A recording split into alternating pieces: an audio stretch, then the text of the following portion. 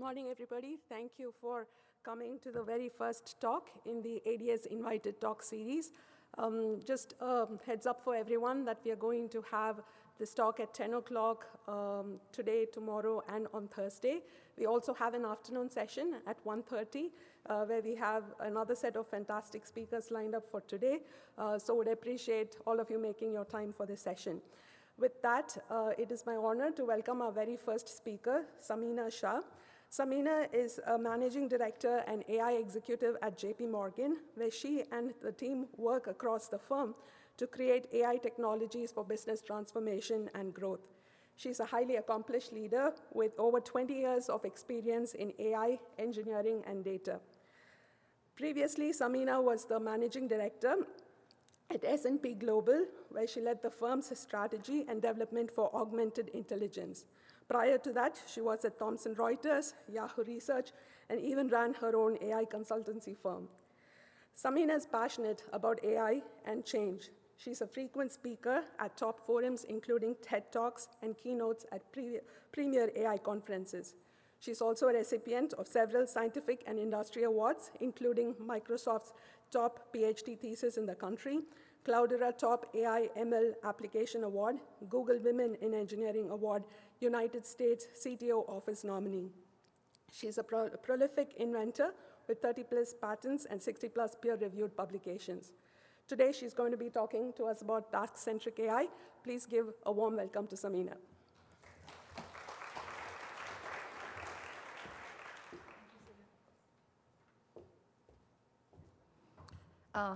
Good morning, everyone. Thank you very much for the warm welcome, and thank you, Suju, for inviting me. It's a real pleasure to be speaking at this privileged forum, and I thought once I got over my imposter syndrome, what do I talk to this elite audience about? And I thought the thing which I have spent my whole career on is using AI to solve knowledge work tasks for real business applications and real work that humans do in businesses. So that's what we talk about. And then I came up with the title because that is what the synopsis of my career has been, that finally it's AI to solve tasks. The task remains the same because that's the purpose we're going after. Everything else can evolve. The path that we take to solve that problem can all evolve. And when I say path, it could be data, it could be the models, it could be the orchestration of models, or it could be the tech stack. All of them can evolve, but finally the task is what drives the AI. I wanted to also share a little bit about what I've built so far. So in 2012, we launched Icon Trace Search. And Icon Search was the world's first natural language search engine for financial data. It was quite a big deal when it came out, and I was one of the 2 people who created it. And what it did was basically using AI to search information and be able to answer queries that human would express in natural language. The second flagship project that was really a cornerstone of my career was Reuters Tracer. So right after Arab Spring had broken mostly on Twitter, the Reuters executives were very keen on tapping into Twitter for information and for potentially breaking news stories that had not yet become news. The other thing that they were very cognizant about was while Twitter was a great source of information, it wasn't so great at credibility and veracity of information. So how could we use AI to, one, find information, contextualize it, and verify if it's actually true and it's newsworthy enough for Reuters journalists to take a look at, and then publish. So thinking and teaching a machine to act like a journalist, which is a very cognitive task. In the end, I'll share the story of what happened. Spoiler alert, we got it done. Then another flagship project, which was a big milestone from a financial perspective for Thomson Reuters, was Westlaw Quick Check, which in the recent years was the biggest product launch. And the team and I developed Westlaw Quick Check, which was a technology that allowed lawyers to find arguments in briefs and then find citations that would support or negate that brief. It turned out to be very successful, and it turned out to have 100% almost adoption and very high financial returns for the firm. Subsequently, the team and I moved to S&P, where we created augmented intelligence for ratings. And ratings are, many of you may be familiar, the AAA, BB+, all these ratings that get allocated to different entities, different fixed income bonds, things like that.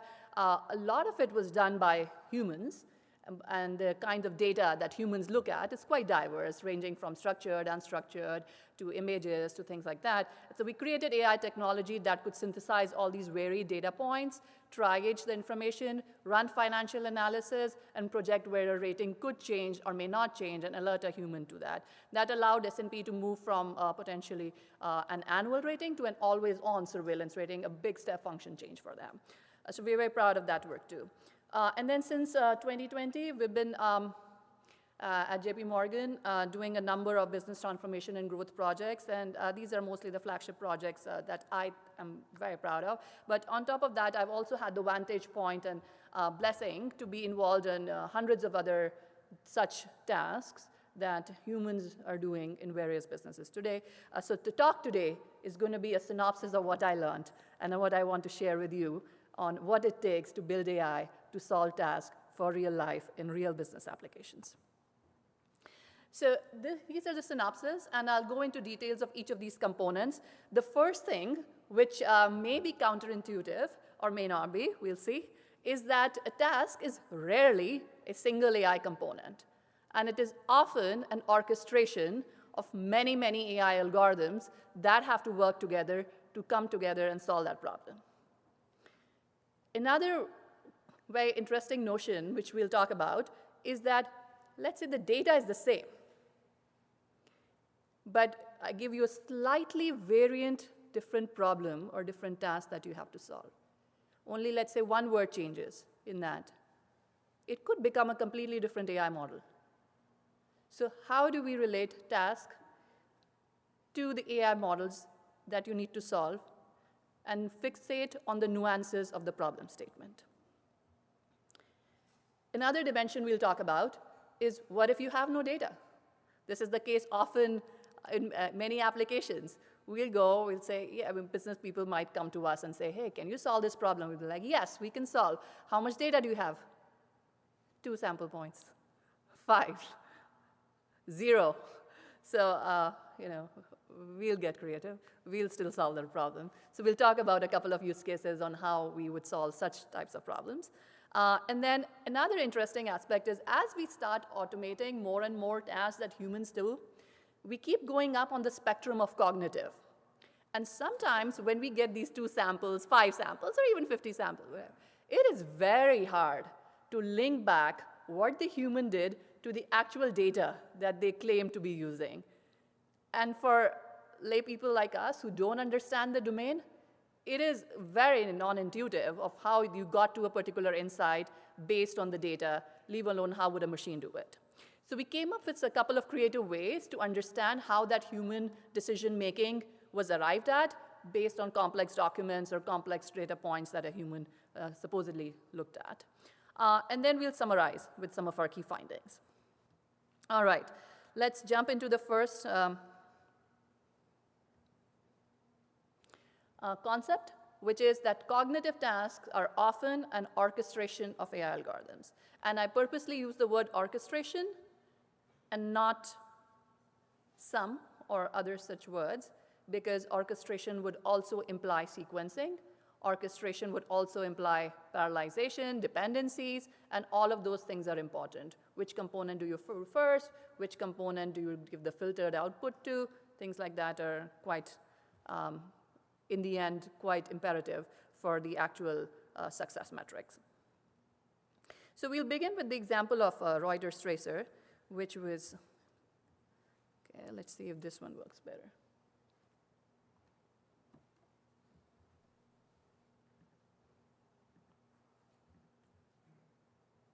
Okay, success. All I don't know if I skip how many slides I skip, probably nothing, it's fine. So the first example is Reuters Tracer.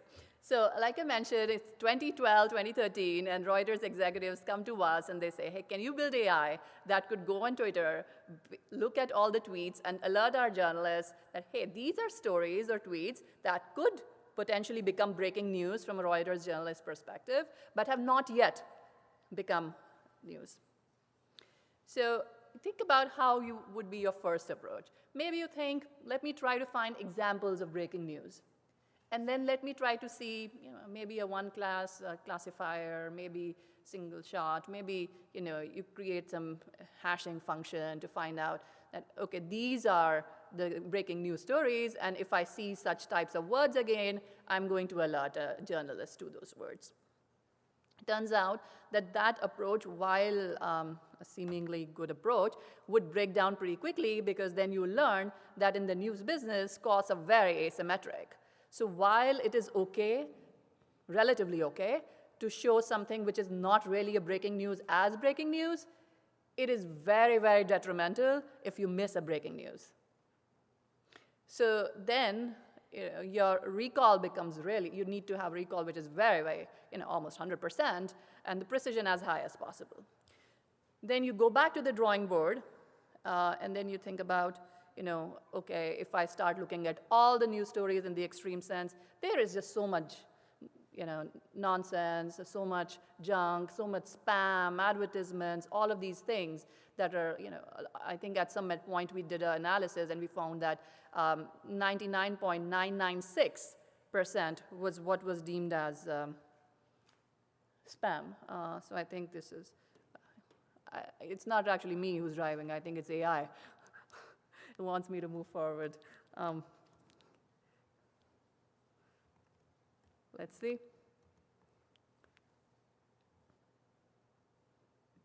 Rob, could we get back to slides somehow?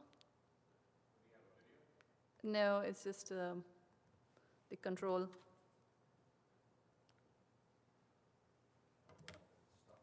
Yeah, I don't seem to be moving it. Somebody else is.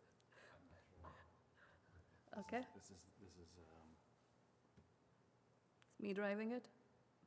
yeah, this is your laptop, so nobody else would be controlling. Yeah, I'm kidding, yeah, but it's kind of, maybe it's just slow. Yeah. Okay, yeah. All right. So the first thing we had to do was to create AI algorithms that would be able to detect spam, advertisement, mundane conversations, because that's what constitutes most of what Twitter content is. And each of these components then would take care of a lot of the noise so that the eventual breaking news stories wouldn't have to worry so much about every single thing that it needs to look at from a precision perspective. The other thing is then, interesting nuance about breaking stories is that they get repeated a lot. So then if there is repetition, how do you semantically find out what is a significant event from a story evolution perspective and what is a duplication that you need to hide? Because there is no extra content in that repetition of the story. And that becomes a challenge in itself, that how do you find like delta which is significant enough for a human to notice or should notice and not? So we again came up with algorithms that could cluster information and find out if a story evolution was meaningful or not. Now the other interesting thing that you will find as you will try to find breaking news and verify them is actually you cannot verify opinions. By definition, you could only verify assertions of facts. So then that type of filter also allows you to reduce the pipeline as you go on into this precision recall trade-off that you have to optimize. And this actually turned out to be very, very useful. And then if you think about how to create opinion versus fact, our initial hypothesis, interestingly, was a more complex model. And in the end, we found that use of hyperbole, use of personal pronouns, and presence of emoticons and those things were much more accurate in identifying opinions rather than complex models that would be more black box type of models. So once we got the story into neat events that were unfolding, and each event would constitute one story, then we organized it and we summarized what one story could look like. And that summary is, again, important for getting eyeballs and getting people to notice the importance. The other thing which we also learned was that while all of these events could be unraveling, then we have to rank them. And for ranking, then we have to understand the newsworthiness score, because that's how a journalist would look at it. We personally started labeling data to get to some newsworthiness scores, and it turned out that we were very generous with ourselves. And the journalists, when they scored newsworthiness, they were a lot more strict about what they would call newsworthy and what they would not, and that taught us the importance of domain expertise. That would be a good segue to talk a little bit about how journalists verify information. So initially, we thought, okay, we could find some data which could say, okay, these were fake news. I mean, Snoops and other websites, they keep debunking. Could we use those data sets to find out, are there patterns of fake news? Are there patterns of information which is not very credible, things like that? It turned out that journalists then told us that the way they verify news, they primarily look at who is the original source. They look at who are the people who are jumping onto that conversation. Who are the people, how is the story evolving? Are credible people adding things? Are people saying witness accounts? Are people negating in that information? How is the belief of that network and that consensus around that story evolving? So later, we changed our strategy to then make it a lot more tuned to how, incorporate domain expertise and do the task how a human Reuters journalist would. And that then shifted us to creating a knowledge base, which was created completely autonomously by looking at Twitter accounts and looking at the description fields autonomously, finding the lists and accounts that often get listed, how they get referred to, kind of a PageRank type of algorithm of finding out the top influencers, and then spreading that information based on the notions of who is the expert based on certain geography and who is a topical expert. So when we found out that there was some story that was evolving, the machine would go and look at this knowledge graph of who is the closest or who are the people who are the closest related to that story in terms of geography or topic, and then figure out if they jumping into the conversation.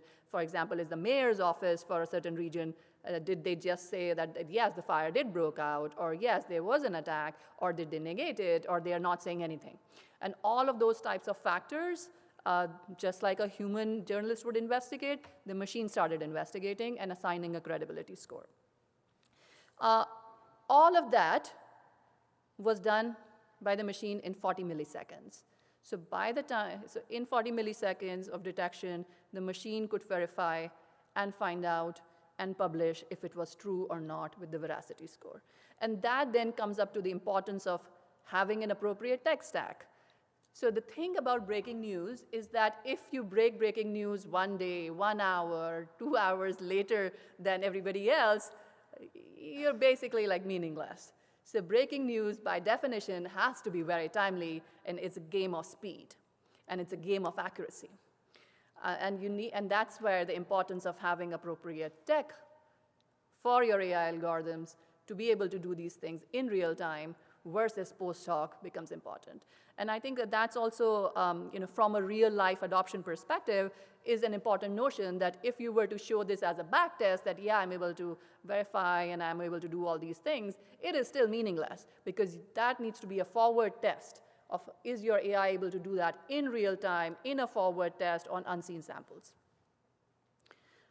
So just to give a highlight of the components that Reuters Tracer had, this was, again, orchestration of the different components and the stack, and having predecessor components, and each of them not perfect, yet all of them turned out to collectively work together to nearly create an almost perfect system.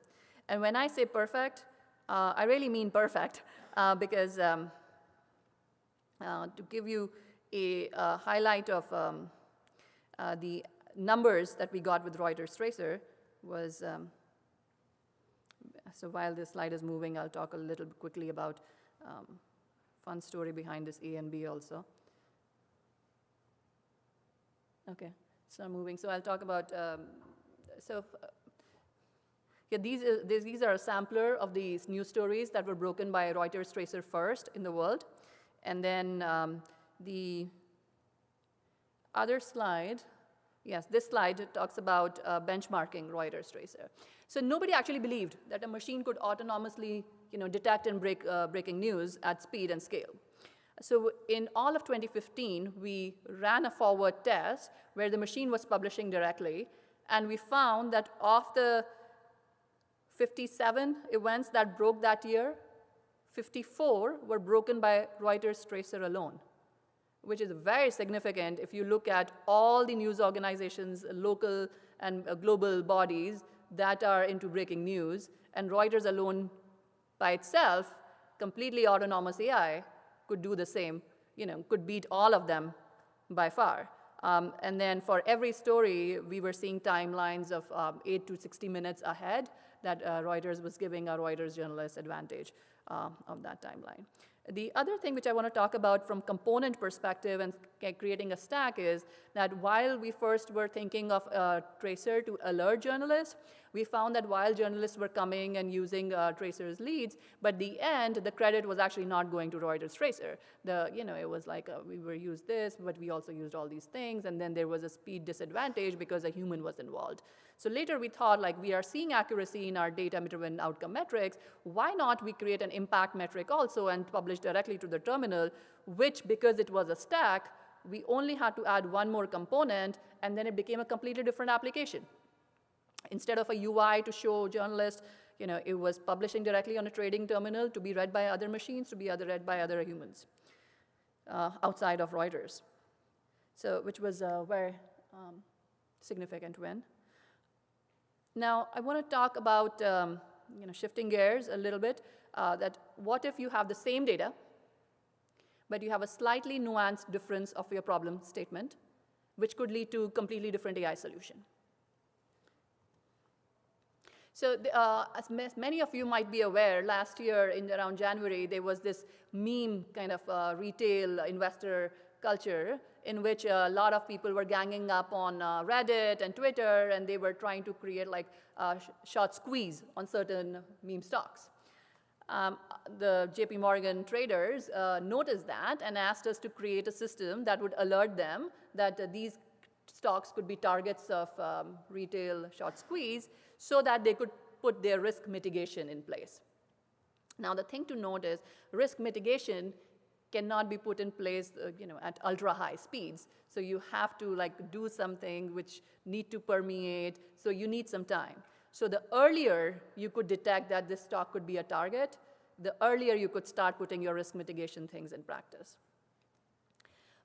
So first we created some sentiment score. We created some volume indicators of certain stocks. We created, okay, this, a lot of people are talking about this, and the sentiment seems to be this. And then, of course, sentiment, you understand, for all these microblogs and forums, it's not straight English language, so you have to do some fancy stuff to be able to map, but it's not impossible. You could do it.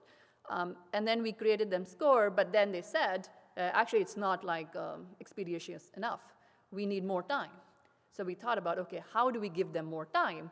And then we had to go back to the drawing board, and we had to think about, do we really need to listen to everybody? Do we really need volume as an indicator? Or do we need to find key influencers who are then moving the boards and who are rallying the crowds? So we then had to transform the problem into an influencer detection problem and find out the earliest indications of that this influencer has said this and the crowd is going to move. And that allowed them to put risk mitigation in place and actually won the Risk Management House of the Year award, for which this was quoted as one of the reasons why JP Morgan won that award last year. So again, same data, same everything, just slightly different variation of the problem. Could be completely different algorithm. Now, what if there is no data? What if there's very limited data? Is there still hope? Yes, AI still exists. AI can still solve many, many tasks. And this is a problem that we often see. Okay. For example, in language type of problems, that we have lots of documents. Let's say you have to do some layout detection for documents. Would we ask humans to go and label the boundaries of these documents? It's a very expensive proposition, and it's a very boring one. I think it may be a PhD person's job, but nobody actually wants to do it. So could we come up with creative ways to label automatically for a machine to then use this label data? So a person in Team Nataraj Raman, he came up with this very creative approach in which he first uses a Bayesian document generator with all of the parameters are configurable. So you could specify that, hey, I want these many documents. Within a document, I want these many sections. For these many sections, I want these ones with titles and titles placed in these areas. And I want images of these types. I want the texture to be of certain type. I want the quality to be of certain type. I want number of pages to be a certain type. So you know what you are giving the input. And because you know, and because you have generated the document, you know exactly where the boundaries of all of these sections and images and documents and titles are. So you detect those and use them as your label data, but then you use that model on unseen samples, which is a very interesting notion. So you have complete control over the labels because you generated them, and you could incorporate as many domain nuances as you need for that context, or you could change the parameter for different types of applications. But then you test on your actual real samples that you need to apply it to. Okay, if we will move, we might even see the next slide, yeah. So these would be, for example, some parameters that you could supply to the machine for it to detect. And this paper is published, so you can read the paper as well. And you could generate all kinds of distributions that are based on the task you're trying to solve.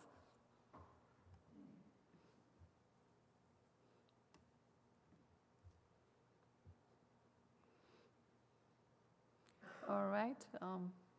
I think it just wants me to say please each time.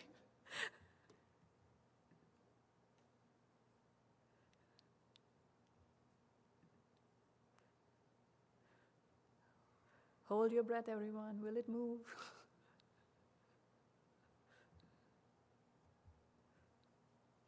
All right, yes. So it moved, and it generated the synthetic documents, and hopefully we will see them also. So the surprise is here, that they turn out to be pretty good. And the difference between real and synthetic documents is less than 4%. This was the giveaway slide. But and then how much did it take for us to generate all these label documents? 0. How much happiness did we have to kill of humans in labeling them? 0. So we'll move back to the slide, and I'll show you the actual samples that, which are quite creative, that you could create using synthetic data.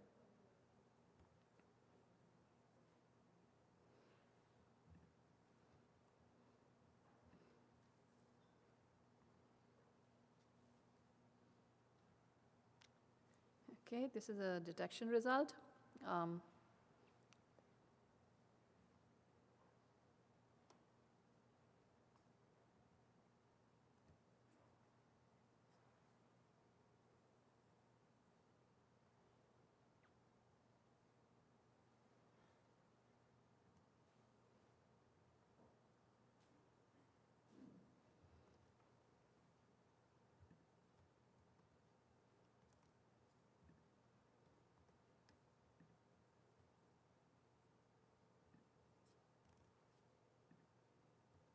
So the key idea here is, if we will ever get to those slides, was that you could generate documents which have noise. You could generate documents which are torn. You could generate documents which are in different languages. You could create documents that are of very different formats, like resumes, like different forms, like FCC filings, like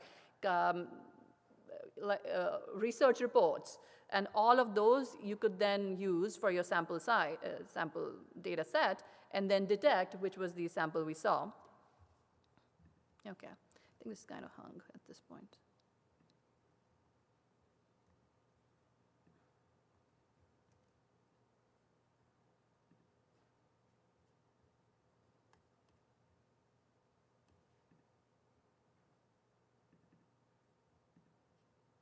right, so these are the detection results. Let me just go on to this slide. Maybe this one will go better. All right, we'll see this one. And we'll go to presentation. All right, so I think this one will fare better. So these are the synthetically generated documents. As you'll see, very different formats, different images you could put in, different types of equations you could put in to make it like more real, different languages you could have it in. And these are all machine generated. Noise, yes. Faxes, watermarks, you could introduce all kinds of variety. And the best part is you are controlling the variety. Completely different domain, of course, different forms, and then use that label data set to then detect on your task, which in this case are real results based on a detection algorithm. And like I mentioned, the results, if you only use purely synthetic documents versus real, the difference is less than 4%. And in this case, you also have to assume that the cost of labeling a data and actually creating a data set is quite high.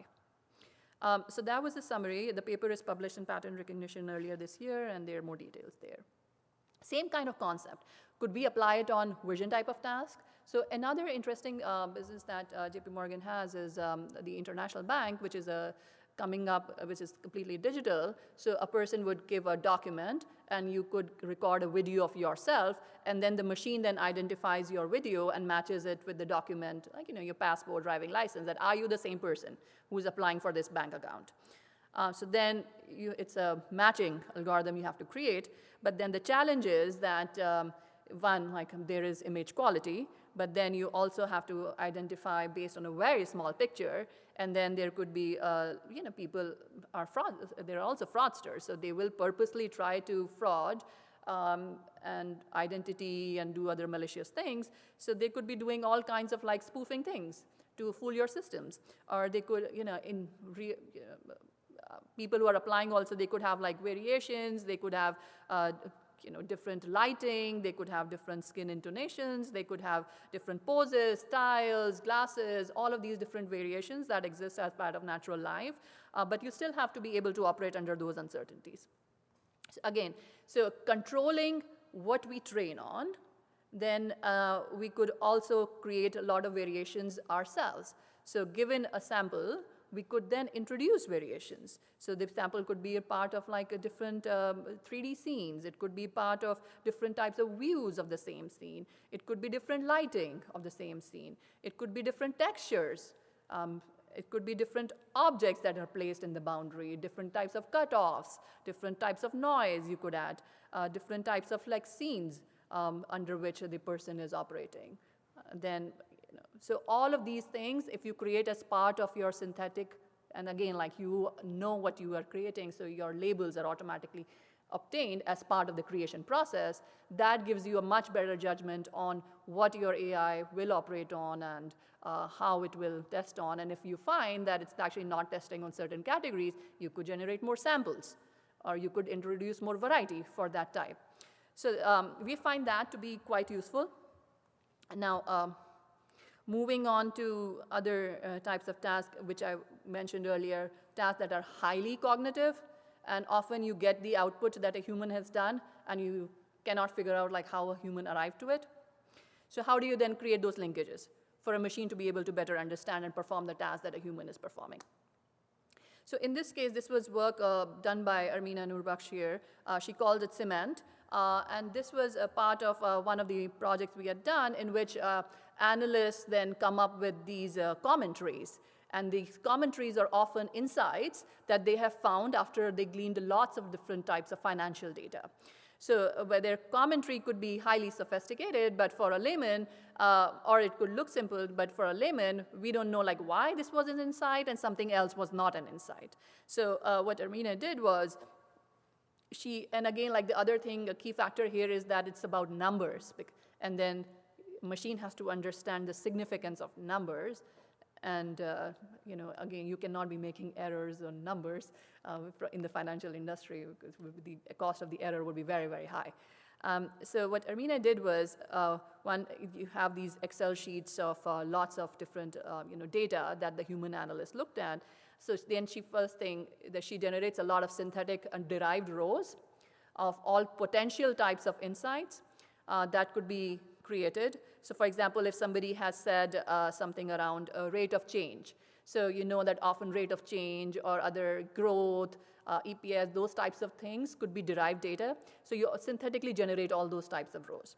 And then based on the words that a person has used, like for example, total sales or last 2 years, you link back to where that insight came from. So in this case, one of the insights was that Lee Johnson grew total sales by X percentage. So then the machine found out automatically by finding the rate as 14%, like where that 14% exists. And even if it doesn't exist, you look at the boundary of 14, could it be 13.8, could it be 14.2? We have those types of boundaries. And then you find out where is, can you derive last 2 years from. And by doing, like machine doing those types of linkings, machine has now established how human found insights. And then you teach it artificially the meaning of things which are significant enough to then become an insight versus things that are not significant enough to not become an insight. And what Armina shows in this work is that with only very few samples, like 5 slide decks that we had access to, the machine then was able to perform at equitable quality that the humans thought deemed was good enough for that task with just 5 samples, which was like mind-blowing that once you establish these linkages, a machine could do that task very effectively. So this is an example of how the machine then generated new insights. And then revenue would be one of the things, but the machine would then do the inference on that this is meaningful enough to report and this is not meaningful enough to report. Which is quite fascinating. Now, another thing which we have been using is eye gaze, because a lot of these tasks, again, are highly cognitive, and if a human is reading lots of documents and you can't actually establish connection like you could in the case of numbers, but could you establish attention? When a person was, a domain expert was reading these documents, where did they focus? How did they move between different pages? And then use that as a proxy for attention, and then feed that to your models. Sorry. So I think I'm close to run time. Okay, I'm good, good. So I can maybe show you the video. If this works, let's see. So this is a view of, just how like person was reading. So you have to see that the technology, and I think Vidya is going to enrich, tell us more about how the technology is getting better. But in the classes we had access to, it's not very accurate, so you have to account for the noise in the device you're using. But after that, you do see that there are areas of attention and focus that a human is resonating in how they are reading. And then, the video is pretty long, but then you see like how they go back and forth, and then they try to derive insights. So this work is not yet published, but this is work that we are doing to understand and correlate this as a mechanism for attention in real-life documents. So with that, I'll come back to the slide deck.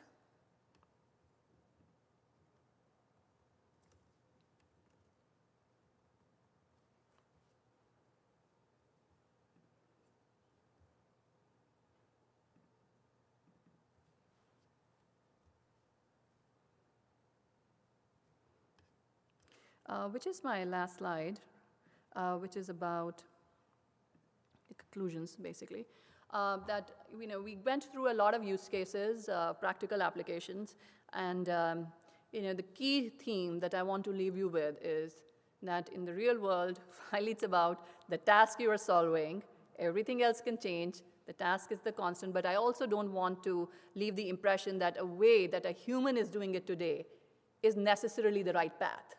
So you have to think back on what is it we are finally trying to do, and maybe AI can come up with a better path that circumvents a lot of what the humans have to do because of human limitations. And we may have adapted, and we may have come up with something based on technologies we knew, our own limitations that we are aware of.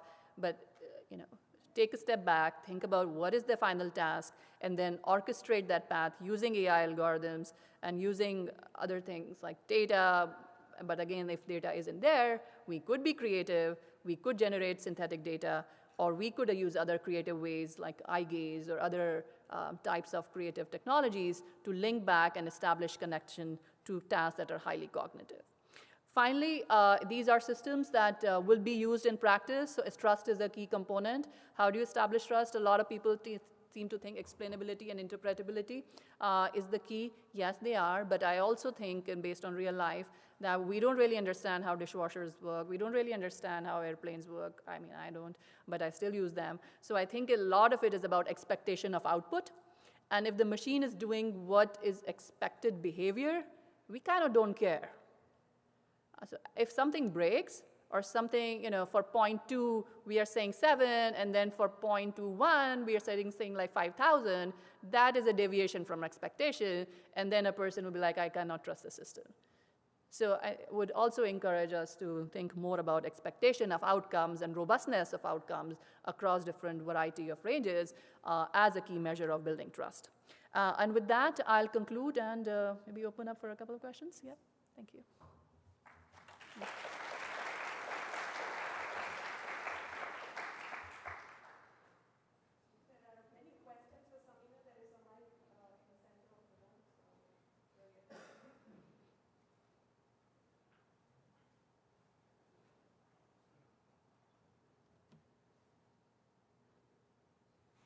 Hey, good morning. I'm Rajarshi Gupta from Coinbase. Very nice talk and very nice overview on using the same technique for a number of problems. I have a specific question. So when you are doing something that is very timely, for example, the Twitter work that you showed, how do you keep track of the evolving thing? So something happens and then a couple of tweets says yes, and then 7 more says no. Very good question. So there are, I think, inherently 2 questions in your question. One is the evolution, and one is the variation in credibility, and that there is a conflict in belief. So we used both of them. So one is the evolution of story, and especially stories that are important, they tend to evolve and run for a really long time, like COVID has been running for 2 years, right? But I think, so there are this notion of what will become a cluster of itself, what will become a microcluster, and what will be consumed by the main cluster and doesn't need a summarization. So we do have a paper that talks about how we actually ended up dividing. Another notion which we'll say was one kind of a rule or domain expertise kind of thing that we got from Reuters journalist, which was that cut off after 48 hours. So if something was running after 48 hours, it probably, based on their knowledge or intuition, it has evolved quite a bit, and it probably makes sense to create its own cluster. So that was thing 1. Thing 2, we also have a paper on the belief one, we did incorporate notions of belief and crowd belief and how it was evolving, and we had negation, question, affirmation, and witness accounts as different notions. And then the conflict or consensus between them were again features that we had used in the model.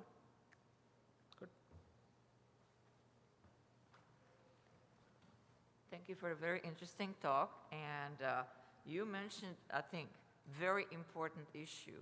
That is, even if you have the same data and you change the task just slightly, that might require a completely different AI approach. So I'm curious, how could you maybe do some transitive learning? If the task changes by delta, then I can have to change my approach by gamma, whatever. And how would you keep track of it? Do you have a matrix that would say, well, data, task, and AI approach, and how do I choose among them? It's a great question. I don't know the answer. I've never tried it that way, but I mean, it is a very nice question and a very nice framework. We'll have to think more about how we could construct such frameworks. I'm not sure they exist today. I don't think they do, but I think it's a great framework to think about. Very nice. Lisa Getur's talk today about doing the structures and similarity and inferences and so on. I think it would be a really nice problem to work on. Very nice. Yes, I agree. Thank you.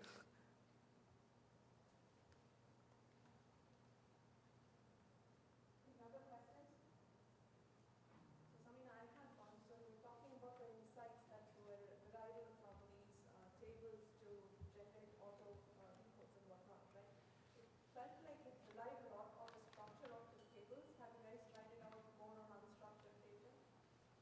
It's a good question, Suju.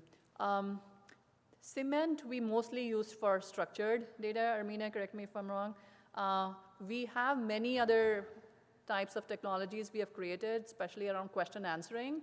For example, one of the key strategic projects we are doing these days is Know Your Customer, in which we have to answer about 100 to 200 different questions about a customer, and the answers mostly come from unstructured large documents, which could be like 800 pages, and the answers are like, the questions are like factoid questions, multi-hop reasoning type of questions, answers that are coming from images, and then also Boolean type of questions, which are very hard, and then summary type of questions. So for that, we are coming up with the different types of models that are catered to different types of questions.